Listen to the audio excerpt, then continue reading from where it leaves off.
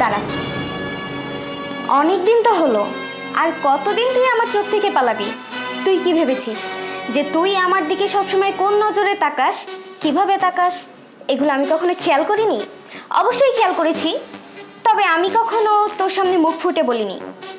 আমি খুব ভালো করেই জানি যে তুই মনে মনে কি চাস, আর আমাকে নিয়ে যে তুই কি কল্পনা করিস সেটাও আমি খুব ভালো করে জানি।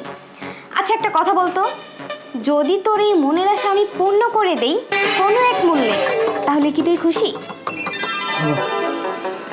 আমি খুশি হব অনেক। আসলে ম্যাডাম, আমি আপনার প্রতি দুর্বল।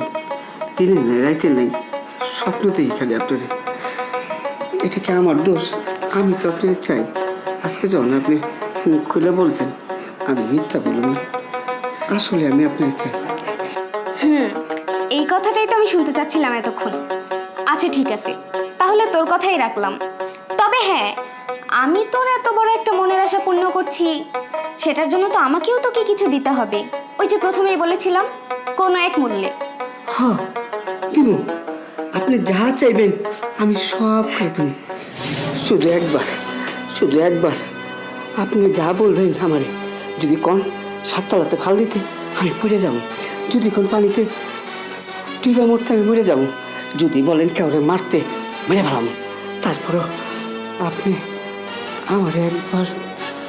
না না, এখন তো বলবো না, আগে তোর মনের আশাটা পূর্ণ করি, এরপরে না হয় আমি আমার কাজটা তোকে বলে দিব। আমি এটি চাই।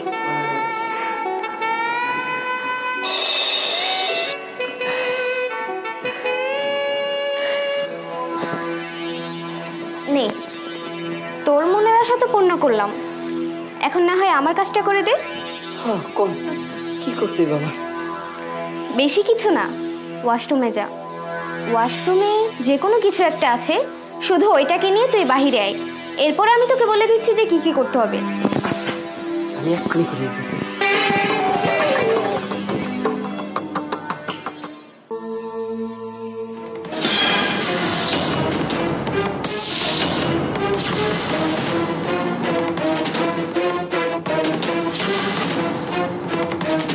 ম্যাডাম, ওয়াশরুমে তো স্যারের লাশ। তো আমি তোকে একটা কাজ দিয়েছি, বললাম না যে ওয়াশরুমে কিছু একটা আছে? ওই লাশটার কথাই বলেছি, যা বাইরে নিয়ে আয়। না, আমি পারব না। স্যারের লাশ কিন্তু তো আমি বাইকে আনতে পারব না। পারবি না মানে? কিছুক্ষণ আগে কিন্তু তুই আমাকে কথা দিয়েছিস যে আমি তোর মনের আশা পূর্ণ করলে আমি তোকে যা বলবো তুই তাই করবি। না ম্যাডাম, আমি এটা পারব না। আপনি পুলিশ যে ফোন দেন। চুপ! পুলিশকে যদি কোনোভাবে কল দেওয়ার কোনো প্রয়োজন হয় তাহলে সেটা আমি দিব, তোকে দিতে হবে না। আর তুই যদি ভালোর ভালো আমার কথা না শুনিস তাহলে কিন্তু আমি পুলিশকে কল দিয়ে বলবো যে এই মার্ডারটা তুই করেছিস।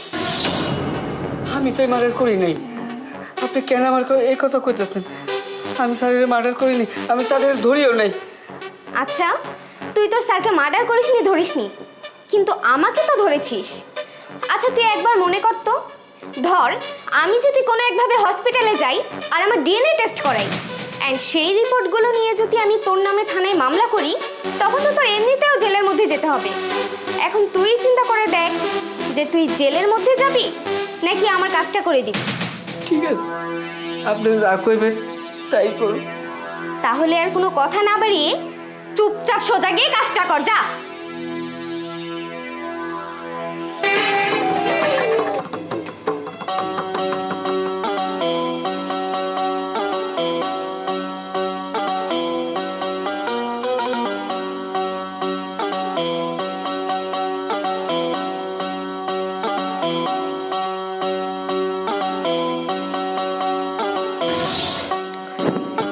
ম্যাডাম, আমি কি করতে হবে?